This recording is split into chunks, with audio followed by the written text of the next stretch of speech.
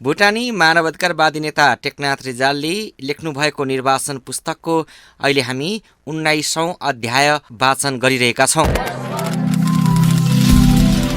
Major ठिन्लेले मसँगको प्रारम्भिक बयान लिएपछि मोतीथाङको त्यस घरको कोठामा म निकै दिन राखेँ, तर कति दिन मलाई यस कुराको सम्झना छैन। काठमाडौँबाट थिम्पूको मोतीथाङ क्षेत्रको त्यस घरमा पुर्याएको सम्भवतः 1 सातासम्म मात्र मैले दिन र रातको अनुमान गर्न सकेँ। त्यसपछि मेरो चेतनाले यो सामान्य अवस्थाको पहिचान समेत गर्न छाड्यो। वास्तवमा मलाई राखिएको त्यो साँघुरो कोठाबाट बाहिरी संसार देखिँदैनथ्यो। मेरा आँखाका अगाडि त्यस कोठाका वारिपारीका भित्ता, कोठाको छत बाहेक ढोका बाहिर रहेको करिब 2 मिटर टाढाको पर्खाल बाहेक केही देखिँदैनथ्यो। कोठाको छतमा एउटा बिजुलीको बल्ब 24 घण्टा बढिरहेको हुन्थ्यो। मलाई राखेको कोठामा भएका झ्याल खोलिँदैनथे। ती झ्यालमा बाक्ला कपडाका पर्दा थिए। त्यसैले पनि बिजुली नबल्ने हो भने कोठा अँध्यारो हुन्थ्यो। सामान्य अवस्थामा झैं दिउँसो बिजुली निभाउने र राति बाल्ने गरेको भए मलाई समयको अनुमान गर्न सहज हुन सक्दथ्यो। तर 24 घण्टा बत्ती बलिरहने त्यस कोठामा दिन रात छुट्याउन मलाई गाह्रो हुन थाल्यो। कोठाभित्रको एक रस्ताले ममा एक प्रकारको चिडचिडापन बन्न थाल्यो। कोठामा मलाई एकटक हेरिरहने सिपाहीहरूलाई हेर्दा हेर्दा मलाई उनीहरूको अनुहार, उनीहरूको शरीर वा कुनै पनि अङ्ग नहेर्नु परे हुन्थ्यो जस्तो लाग्न थाल्यो। एक किसिम उनीहरूलाई देख्दा घिन लाग्ने, वितृष्णा हुने, एलर्जी हुने जस्तो हुन थाल्यो। यी सिपाहीहरू पहिलो दिन कोठामा आएर उभिँदा मलाई भुटान सरकारको काम हास्यास्पद झैं लागेको थियो। तर अब के लाग्न थाल्यो भने उनीहरूको उपस्थिति उद्देश्यपूर्ण छ। एउटा बिछौना मात्रको आयतन वरिपरि उभिएर कसैले पहरा दिएपछि त्यस पहराभित्रको मानिसको मनस्थितिमा पर्ने प्रभावको यो प्रयोगको आफ्नै शैली रहेछ भन्ने मलाई लाग्न थाल्यो। म ती सिपाहीहरूलाई हेर्नै नसक्ने देखिहालेँ भने सहनै नसक्ने अवस्थामा पुगेपछि मैले कम्मलले आफ्नो अनुहार ढाक्न थालेँ। आँखा चिम्म पारेर कम्मलले मुख ढाक्ने यो अभ्यासले मलाई प्रारम्भमा सजिलो बनायो। कमसे कम मन नपरेका सिपाहीको अनुहार हेर्नु नपरेका कारण मैले केही सन्तोष महसुस गरेँ। तर यो उपाय धेरै दिन काम लागेन। कम्मलले मुख ढाकेर एकहोरो सुतिरहँदा म अझ सामान्य परिवेशबाट एक्लिँदै गएको अनुभव गर्न थालेँ। मलाई यसै पनि समयको अनुमान हुन छाडेको थियो। अब कम्मलले मुख छोपेर एकहोरो सुत्ने अभ्यास गर्दा आफू वरिपरिको भौतिक अस्तित्व समेतको अनुभूतिबाट आफू टाढा हुँदै गएको अनुभव हुन थाल्यो। म जान्दिनथे म माथि कुन किसिमको प्रयोग गरिँदैछ। मलाई के पनि थाहा थिएन भने यस स्थितिबाट उम्कन मैले कुन उपाय गर्नुपर्छ। तर म क्षण प्रतिक्षण एउटा भयावह स्थितितिर उन्मुख हुँदै थिएँ। मलाई खाना खाने समय, शौचालय जाने समय र सुत्ने समय बीचको अन्तरबारे जानकारी हुन छाड्यो। केही दिनसम्म म खाने वस्तुको प्रतीक्षामा हुन्थेँ। मलाई भोकको अनुभूति पनि हुन्थ्यो। तर जब समयको अनुमान गर्ने क्षमता लुप्त प्राय भयो त्यसपछि मैले खानाको प्रतीक्षा गर्न छाडेँ। मलाई भोकको अनुभूति हुनै छाड्यो। बेला बेला खाने वस्तु ल्याइन्थ्यो जसको सूचना त्यहाँका सिपाहीले दिन्थे। तर त्यसरी ल्याइने खानामा नियमितता थिएन, न त खाने वस्तुमा नियमबद्धता हुन्थ्यो। कहिले दाल मात्र ल्याएर दिइन्थ्यो र भातको प्रतीक्षामा कयौं समय कुर्नु पर्दथ्यो। कहिले निस्तो भात ल्याइएको हुन्थ्यो र त्यसलाई मुस्ने दाल र तरकारी कुर्दा कुर्दै समय व्यतीत हुन्थ्यो। यसरी म पूर्ण रूपले आत्मकेन्द्रित हुन पुगेँ। मलाई के लाग्यो भने कसैलाई कैद गर्नु भनेको जेलमा राख्नु मात्र होइन रहेछ। जेलमा बस्ने मानिस त समाजको एउटा बिन्दुबाट अर्को बिन्दुमा पुग्दो मात्र रहेछ, जहाँ आफ्नो घर परिवार र आफन्तबाट छुट्टिए पनि ऊ अन्य मानिससम्म पुग्न सक्छ, आफ्ना सुख दुःख साटासाट गर्न सक्छ।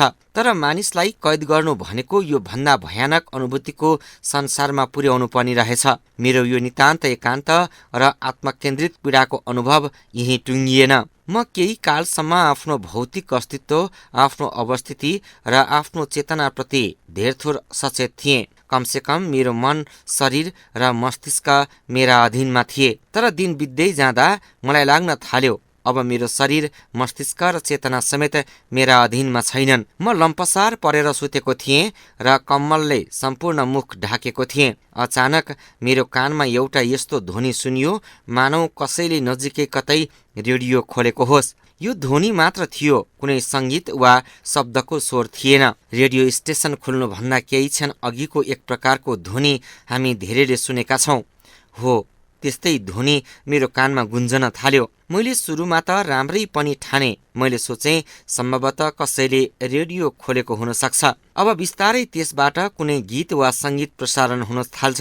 मैले केही समय प्रतीक्षा गरेँ, तर त्यो ध्वनि रोकिएन। न त त्यस ध्वनिको साटो कुनै सङ्गीत वा शब्द नै, तर क्षण प्रतिक्षण त्यो एकहोरो ध्वनिको स्वर अति चर्को हुन थाल्यो। एकहोरो ध्वनिको चर्को स्वर रोकिएन। मैले आत्तिएर अनुहारबाट कम्मल फालेँ, वरिपरि हेरेँ। सिपाहीहरू पूर्ववत मुद्रामा उभिएका थिए। ढोकामा उभिएको सशस्त्र सैनिक यथावत थियो। उनीहरूको अनुहारमा यस विशेष ध्वनिको कुनै असर नपरेको भान हुन्थ्यो।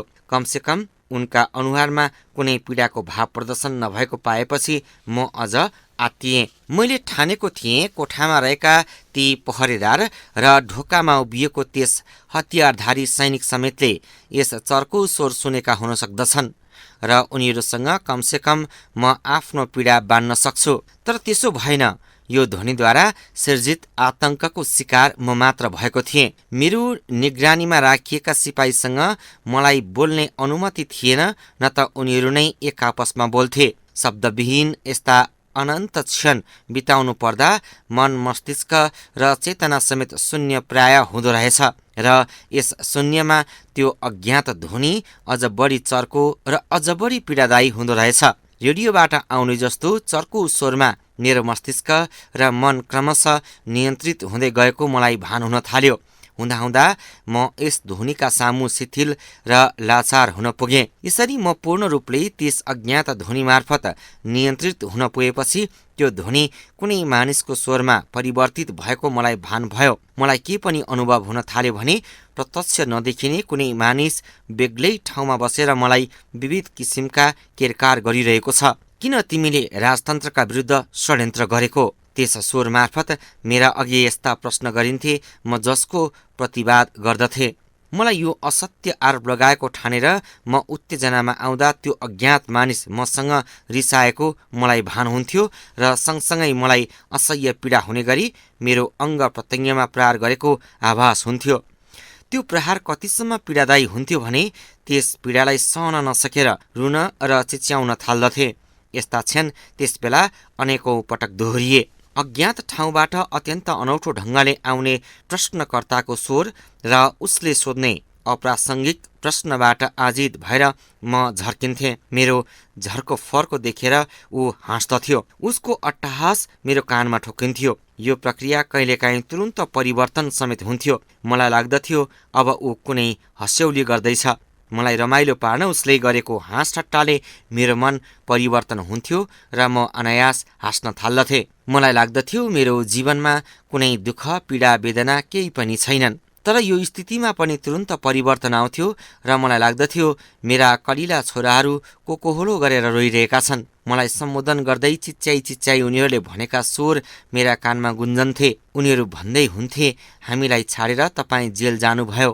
हेर्नुहोस् त हाम्रो कस्तो बिजोग छ। मेरा आँखा सामु छोराहरूको असहाय र दयनीय रूप आउँथ्यो र मन अत्यन्त नरमाइलो भएर आउँथ्यो। एकै क्षण अघि रमाइलो लागेर हाँस्दा हाँस्दैको म त्यसपछि पुनः रुन थाल्थे। छोराहरूको रोदन र गुनासो मात्र होइन, मलाई मेरी पत्नी कौशिलाको अलाप विलाप सुनेको अनुभव समेत हुन्थ्यो। उनी भनिरहेकी हुन्थिन्, तपाईँ जेल जानुभयो, छोराहरूको बिजोग थाहा पाइहाल्नुभयो, खर्च वर्ष छैन, मैले चिने जानेका इष्टमित्र सबै गुहारिसकेँ, अब कोही सहयोग गर्न समेत इच्छुक छैनन्। कौशिलाले मलाई सोधे झैँ लाग्दथ्यो, तपाईँले चिने जानेका हामीलाई सहयोग गर्ने मानिस को छन्? कौशिलाका अलाप विलापले मलाई आहत बनाउँथ्यो र म ती शुभचिन्तकको नाम बताइदिन्थे जो उनलाई सहयोग गर्न सक्दथे भन्ने मैले ठानेको थिएँ। ती मैले कौशिलालाई बताइदिएका नामबारे विस्तृत जानकारी प्रस्तुत गर्न त्यही अघिको प्रश्नकर्ताले मलाई अराएको आभास हुन्थ्यो र म अराए अनुसार ती मानिसबारे विस्तृत कुरा बताउन थाल्दथेँ। त्यो कुन मानिस हो, त्यससँग कहिले किन र केका लागि भेट भएको हो, उसँग के कस्ता कुराकानी भए जस्ता विवरण विस्तारमा बताउँदै म क्लान्त हुन्थे। मेरा कानमा गुन्जिने स्वरले जति पटक प्रश्न गर्दथ्यो मैले त्यति नै पटक जवाब दिइरहनु पर्दथ्यो र यो क्रम अनन्त समयसम्म चलिरहन सक्दथ्यो। कतिपय अवसर यस्ता पनि आउँथे जब सोधिएको प्रश्नको म जवाब दिन चाहन्थे। त्यसबेला मलाई कुनै अङ्गमा जोडले प्रहार गरेको अनुभव हुन्थ्यो र त्यस प्रकारको पीडा सहन नसकेर म जवाब दिन बाध्य हुन्थे। कतिपय बेला त कस्तो पनि हुन्थ्यो भने मैले बताएका विवरणमा केही कुरा छुट्दथे। त्यसबेला मलाई सोधे झैँ लाग्दथ्यो, यसो होइन र? म त्यसपछि हो भनेर जवाब फर्काउँथे। रेडियोबाट निकालिएको त्यस अज्ञात ध्वनि तरङ्गमा कुनै शक्ति थियो म भन्न सक्दिनँ। त्यो शक्ति तरङ्ग मार्फत मेरो मन र मस्तिष्कलाई नियन्त्रित गर्ने प्रक्रिया के थियो त्यो पनि म जान्दिनँ। त्यस ध्वनिलाई मेरा कान मार्फत मेरो अन्तर चेतनालाई मात्र नियन्त्रण गर्ने गरी पठाउन कसरी सम्भव बनाइएको थियो त्यो पनि मलाई ज्ञान छैन। तर म क्रमशः त्यस अज्ञात ध्वनिको पूर्ण नियन्त्रणमा पुगेको थिएँ, जसले चाहे अनुसार मेरा मनमा मैले होइन ऊ आफैले चाहेका कुरा खेलाउन सक्दथ्यो। एक दिन अनायास दक्षिण भुटानका धनीमानी मानिसका गार्धनबारे मेरो मनमा कुरा खेल्न थाले। पुरानो चालचलन अनुसार रुपियाँ पैसा सुन चाँदी बैंकमा राख्नुको सट्टा खाल्डो खनेर राख्ने प्रचलन थियो। मलाई लाग्दथ्यो मेरा मनलाई कसैले यसबारे सोध्दैछ र म पनि उसले सोधेका कुराबारे जानेसम्म बताइदिँदैछु। मनलाई एउटा विशेष ठाउँ, घटना र व्यक्तिमा केन्द्रित गरेर त्यसबारे विस्तृत विवरण मनमा खेल्नु, कुनै व्यक्तिको स्वर आफ्ना मनमा गुन्जनु र उसले केही सोधे झैँ हुनु जस्ता घटना पनि यस क्रममा हुने गर्दथे। एक दिन यस्तै भयो। मलाई लाग्यो मेरा साक्षी दाजु आएर मलाई सोध्दै हुनुहुन्छ, तँलाई सहयोग गर्ने, समर्थन गर्ने मानिस को छन् हौ? मेरो मनमा त्यसपछि त्यस्ता शुभचिन्तकको सूची तयार हुन्थ्यो र म बताइदिन थाल्दथे। पछि मलाई थाहा भयो मैले कौशिलालाई बताइदिएका भनिएका र दाजुलाई बताइदिएका भनिएका ती मानिसहरू सबैलाई सरकारले पक्राउ गर्यो र चरम यातना समेत दियो। त्यसमध्ये यस्ता मानिस पनि थिए जो भूमिगत थिए र ती सहयोगी पनि थिए जसले गरेको गोप्य सहयोगबारे मलाई मात्र जानकारी थियो। यसरी त्यस्ता मानिस पक्राउ पर्न थालेपछि कतिले ठाने होलान् मैले नै पोर लगाइदिएर उनीहरूलाई सजाय दिलाइएको हो। मलाई पनि लाग्थ्यो जति कुरा मेरा मनमा खेल्दैछन् यी यावत कुरा त्यस अज्ञात शक्तिले थाहा पाउँछ जसले मेरो मनलाई नियन्त्रणमा लिएको छ र त्यस शक्ति मार्फत भुटान सरकारले चाल पाउँछ।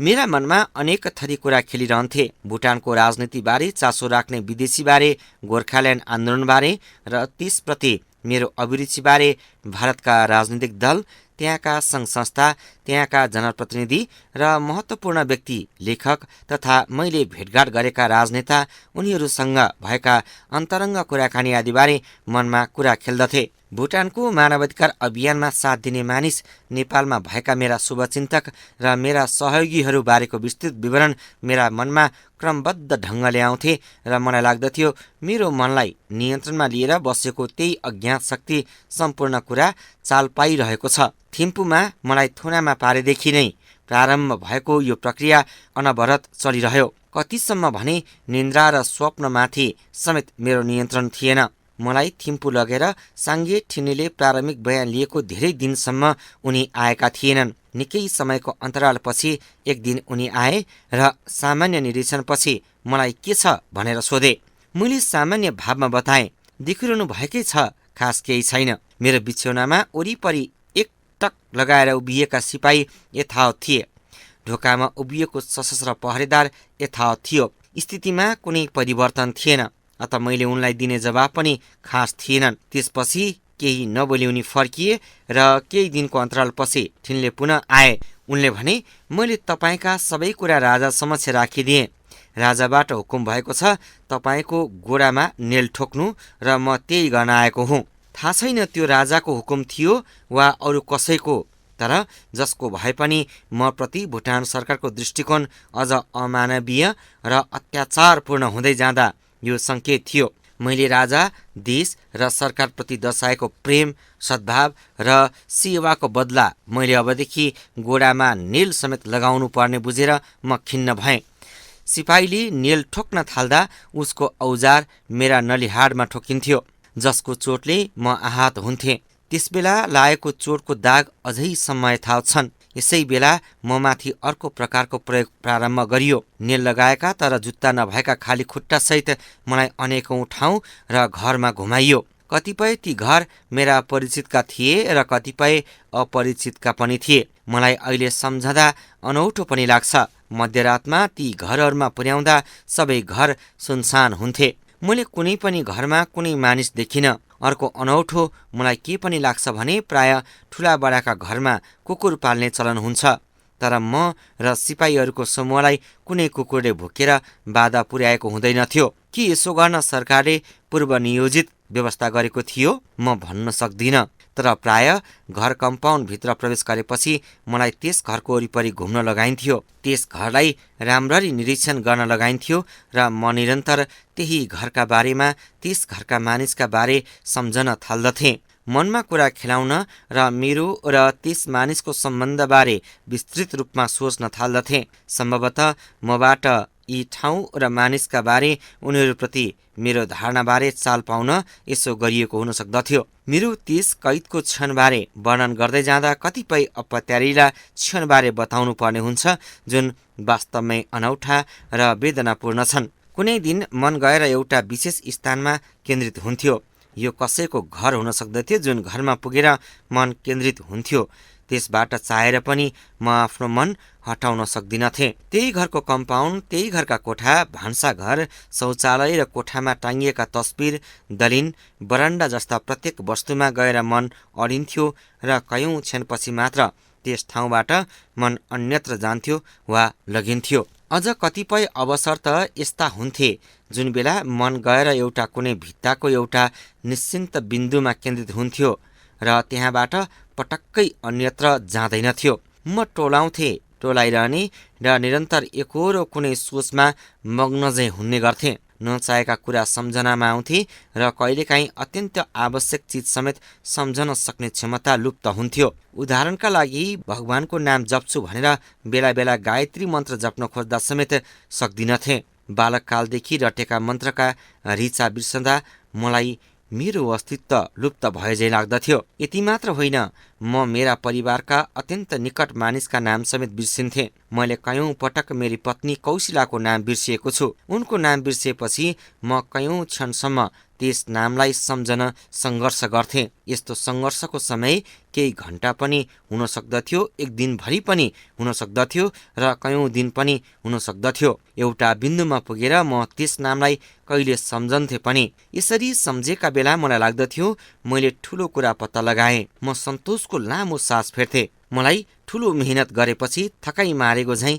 अनुभव हुन्थ्यो र म हलुका महसुस गर्थेँ। तर कहिलेकाहीँ सम्झना गर्न खोजेको नाम जतिसुकै सङ्घर्ष गर्दा पनि सम्झन नसकेपछि म खिन्न हुन्थेँ र मन भारी हुन्थ्यो। म आफ्नो मन नियन्त्रण गर्न नसक्ने अवस्थामा मात्र थिएन, दुःख, हर्ष, विस्मात जस्ता मनोचेतनाबाट निर्देशित हुने स्थिति समेतबाट टाढा पुर्याइएको अवस्थामा थिएँ। अर्थात् म भित्र उत्पन्न हुने पीडा, हर्ष, विस्मात जस्ता अवस्थाहरू समेतमा बाह्य नियन्त्रण थियो। मलाई अनायास महसुस हुन्थ्यो मेरा आँखा जोडले पोल्दैछन्, मानौ आँखामा खोर्सानीको धुलो हालिएको छ। आँखा कति असहनीय ढङ्गले पोल्न थाल्दथ्यो भने त्यसको पीडाबाट मुक्त हुन बरु मर्न पाए हुन्थ्यो भने जै लाग्दथ्यो। मनको तल्लो तहसम्म केवल आँखामा परेका खोर्सानीको राग बाहेक कुनै विषय हुँदैनथ्यो। मलाई थाहा छ प्रत्यक्ष रूपले खोर्सानीकै धुलो आँखामा हालिएको भने हुँदैनथ्यो, तर यस्तो अनुभव हुन्थ्यो। वास्तवमा कुनै पीडा, दुःख वा हर्ष भन्नु मानिसको अनुभूति नै हो। मानिसको शरीरमा यी बेग्ला बेग्लै स्थितिको अनुभव गर्ने बेग्ला बेग्लै ग्रन्थीहरू हुन्छन्। उदाहरणका लागि नाकले सुँघ्ने, कानले सुन्ने र जिब्रोले स्वाद पाउने गर्दछन्। तर नाक, कान वा जिब्रो गन्ध चाल पाउने, आवाज सुन्ने वा स्वाद थाहा पाउने माध्यम मात्र हुन्। यस विषयको निर्णयकर्ता मस्तिष्क हो। जिब्रा मार्फत कुनै वस्तुको स्वाद सम्बन्धी सूचना मस्तिष्कमा पुगेपछि तुरुन्त निदो हुन्छ जिब्राले कुनै वस्तु खाएर कस्तो स्वाद पाएको छ। तर मेरो शरीरको सम्पूर्ण संरचनात्मक व्यवस्थापनमा नियन्त्रण गरिएको थियो र म स्वाभाविक रूपले कुनै कुराको अनुभव गर्नबाट वञ्चित बनाइएको थिएँ। यसैले मेरा अगाडि खानेकुरा राखिएका बेला जसै म खान खोज्दथेँ त्यसबेला खानेकुराबाट आउने स्वाभाविक वासनाको साटो भयानक दुर्गन्धित वस्तुको गन्ध मेरा कानमा पस्दथ्यो। त्यति मात्र होइन, त्यस खाने वस्तुलाई म रस्यानमा फालिएको फोहोर वस्तुमा फिरिएको अनुभव गर्थेँ र बल गरेर त्यस खानेकुरालाई मुखमा हाले नै भने पनि त्यसको स्वाद अस्वाभाविक ढङ्गले बेस्वादको हुन्थ्यो। यस्तो लाग्दथ्यो मैले भर्खरै मुखमा हालेको वस्तु खानेकुरा नभएर जुठेल्लामा बल्दै गरेको लेदो हो। त्यसपछि मलाई अत्यन्तै घिन लाग्दथ्यो। मैले मुखमा हालेको वस्तु सम्झेर मलाई बान्ता होला जस्तो हुन्थ्यो र दिनभरि वाकवाकी आइरहँझै हुन्थ्यो। कदाचित त्यो खानेकुरा निले पनि पेट हुडुलिएर आउँथ्यो। यस वर्णन मार्फत म आफ्नो अनुभव प्रष्ट पार्न सकिरहेको छु वा छैन म भन्न सक्दिनँ, तर यो भयावह अनुभवको म स्वयं भुक्तभोगी हुँ र मैले पहिले नै भनिसकेको छु, अनुभवका सम्पूर्ण विवरण प्रस्तुत गर्न सम्भव छैन। कारण के भने यो मेरा मनमा उब्जने तरङ्ग हो भन्ने मलाई थाहा छ। कतिपय अवस्थामा मेरा कानमा गुन्जिने अज्ञात ध्वनि, आफूले नचाहे पनि भइरहने दोहोरो संवादको स्थिति, सपनामाथिको नियन्त्रण र कयौं रातसम्म निन्द्रा नलाग्ने समस्या, मलाई एकाग्र बनाउन नसक्ने कठिनाई आदिबाट म धेरै दिनसम्म मुक्त हुन सकिनँ। मलाई लाग्दथ्यो म सपना देखिरहेको छु र त्यस सपनामा म भयानक ठुलो भिरमा पुगेको छु। मृत्यु मेरा सामु साक्षात उभिएको छ। मलाई लाग्छ वास्तविक मृत्युको क्षण कुनै अनौठो कुरा होइन, तर मृत्युप्रतिको मानिसको सोच भने डरलाग्दो विषय हो। अब म मर्नै लागे भन्ने सोचाइ मनमा आउनु, त्यस्तै डरलाग्दा ठाउँमा पुगेको अनुभव हुनु, कुनै हिंस्रक जीवका सामु अचानक पुगेको अनुभव हुनु र सन्त्रस्त मन लिएर लामो समयसम्म बसेको स्थितिमा स्वयंलाई केन्द्रित पाउनु जस्ता स्थिति मैले धेरै पटक बिहोर्नु पर्दथ्यो। अप्ठ्यारो स्थिति त के भने म त्यस डरलाग्दो सपनाबाट मुक्त हुन खोज्दथेँ, तर बिउजिन सक्दैनथेँ। यसबाहेक अनायास श्वास प्रश्वास रोकिएर प्राण जाला झैँ हुने, असह्य वेदना हुने गरी टाउको दुख्ने, ज्वरो आएर हनहनी हुने, खाँदै गरेको खाना सर्किने, मुटुको धुकधुकी तीव्र हुने, रक्तचाप बन्ने, नाकबाट रगतको भल बग्ने, पिसाब पोलेर खपिन सक्नुहुने, पिसाब आउने र नरोकी एकोहोरो आइरहने, हात गोडा भतभती पोल्ने, शरीरभरि असङ्ख्य फोका उठ्ने र चिलाउने जस्ता अनुभव हुन्थे। शरीरमा प्रत्यक्ष देखिने यी भर्खरै भनिएका बाहेक अत्यन्त विरक्त लाग्ने सङ्गीत सुनिने, न्याउली रोएको, खोलो सुसाएको, लगातार कुकुर रोएको जस्तो आवाज सुनिने र आफैप्रति विरक्त भएर मर्न मन लाग्ने वा ओहो मेरा जहान बालबच्चा के भयो होलान् भनेर निरन्तर सोच्न बाध्य हुने जस्ता अनुभूति मनमा आउँथे। साथै कहिले बिनासित्तीमा खुसीले रमाउने र कहिले चाहिँ अहङ्कारले भरिने, क्रोधले दारा किट्नेसम्मका अनुभव हुन्थे। निष्कर्षमा मेरो शरीर मात्र पराधीन थिएन, मन समेत बाह्य नियन्त्रणमा थियो। त्यो नियन्त्रणकर्ता के थियो, कहाँ थियो, म अनुमान गर्न सक्दथेँ, तर किटिएर भन्न सक्दिनथेँ। यसरी म माथि अनेक विधि प्रयोग गरियो। शारीरिक र मानसिक दुवै रूपका यातना र प्रविधिको प्रयोगपछि लोत्साम्पा समुदायको राजाप्रतिको धारणा, राजाका कुन कुन कुरा वा वक्तव्यबाट कसलाई के कुरामा चित्त बुझेको छैन जस्ता कुरा, राजाका विरुद्धमा को छन् जस्ता कुरा, जेलबाट मलाई छोडियो भने विद्रोहमा साथ दिने हो वा होइन जस्ता यावत कुरा उनीहरूले मबाट यसै अनौठो प्रयोग मार्फत थाहा पाए भन्ने मलाई अनुभव हुन्थ्यो। यो वेदनायुक्त यातना क्रममा आगाको रापमा बसेझैँ डाहा हुने पीडा सहेर पनि मैले राजा र देशका विरुद्ध कुनै दुर्भावना प्रकट गरिन, किनभने यो मेरो मनमा छँदै थिएन, अहिले पनि छैन। मलाई त्यस बेला लागेको थियो मेरा मनका सबै कुरा थाहा पाइसकेपछि उनीहरूको चित्त बुझेको हुनुपर्छ वा म प्रति भ्रम मेटिएको हुनुपर्दछ, तर यसपछि पनि म सताइन भने छोडिन। सुरुमा मलाई थुनेको मोतीथाङ गेस्ट हाउसबाट अन्य धेरै ठाउँ सारियो, तर ती सबै ठाउँको मलाई सम्झना छैन। मलाई त्यहाँ थुनेको केही दिनपछि अचानक मध्यरातमा बाहिर निकालियो। उनीहरूले सोझै दक्षिणपट्टिको डाँडामा रहेको टेलिभिजन टावर भए ठाउँमा पुर्याए र टावरको चौकीदार बस्ने कोठामा मलाई थुनेर राखे। एक रात मलाई त्यहाँ राखेर त्यसपछि पुनः मोतीथाङको गेस्ट हाउसमा थुनेको सम्झना छ। त्यसपछि मोतीथाङबाट करिब 4 किलोमिटर टाढाको पुरानो रेडियो स्टेसन तावामा पुर्याएर चारैतिर घुमाइयो, तर मलाई त्यहाँ राखिएन र त्यस रात मलाई कहाँ लगियो म ठम्म्याउन सक्दिनँ। मलाई अहिले सम्झना भएसम्म आर्मी मेसमा केही समय राखियो। त्यसपछि आजी पेमपेमको घरमा पुर्याइएको पनि म सम्झन्छु। यसै क्रममा एकजना सिपाहीले मलाई सम्बोधन गरेर बोलाउँदै गर्दा म बिउजेँ, तर म उठ्न भने सकिनँ। तीस मानिसले मलाई मेरो दाहिने हाततिर समातेर तान्यो। म उठ्न खोजेँ। म देब्रे कोल्टो सुतेको वा भनौँ लडाइएको रहेछु। जसै म उठ्न खोजेँ देब्रे हातले छोए जति जमिनको भागबाट चरर आवाज आयो। त्यतापट्टिको मेरो शरीर र शरीरले थिचेको मैले लगाएको लुगा त्यस पोखिएको इनामेलमा टाँसिएका कारण छुट्टिन बल परेर यस्तो आवाज आएको रहेछ। मलाई राखिएको कोठा कुनै भण्डारका लागि प्रयोग भएको कोठा रहेछ, जहाँ थोत्रा सामान लगायत अन्य सामग्री राखिँदो रहेछ। म कसरी त्यहाँ पुर्याएँ मलाई थाहा छैन। कसरी होस गुमाएँ र कति दिन लडिरहेँ त्यो पनि थाहा छैन। तर लुगाको अवस्था र उठ्न खोज्दा सुनेको आवाजका कारण मैले अनुमान गरेँ हुनसक्छ कमसेकम एक साता त म त्यही अवस्थामा रहे होला। म उठेर टुक्रुक्क बसेँ। आफू सामुन्नेको ढोकाबाट मेरा आँखा बाहिर पुगे। मोतीथाङमा थुनिएका क्षणपछि बाहिर उज्यालो देखेको यो पहिलो पटक थियो। अप्रत्याशित ढङ्गले उज्यालो देख्नु पनि एउटा अनौठो अनुभूति हुँदो रहेछ। मैले आँखाले भ्याउन्जेल परसम्म हेर्ने प्रयत्न गरेँ। धुपीका अग्ला बोट भएको हरियो जङ्गल मेरा आँखामा पर्यो। मेरो मन एक तमासको भएर आयो। मैले आफैलाई सम्बोधन गर्दै भने, कठै म एउटा मानिस भएर पनि कुन स्थितिमा पुगे होगी। मलाई आफ्नो जीवनप्रति एक प्रकारको विरक्ति लागेर आयो। मैले आफैलाई निरीक्षण गरेँ। मैले लगाएको पेन्ट मेरो आफ्नै भए पनि मैले लगाएको भेस्ट भने मेरो थिएन। एउटा कालो भेस्ट मेरो शरीरमा थियो। मलाई अनायास मेरो पेन्टभित्र केही असजिलो अनुभव भयो। बेहोस अवस्थामै दिसापिसा भएछ भन्ने चाल पाउँदा मलाई लाज, घिन, असजिलो एकैपटक अनुभव भयो। तर यस्तो अनुभव मेरा लागि पहिलो भने थिएन। मलाई त्यहाँबाट हिँड्न भनियो।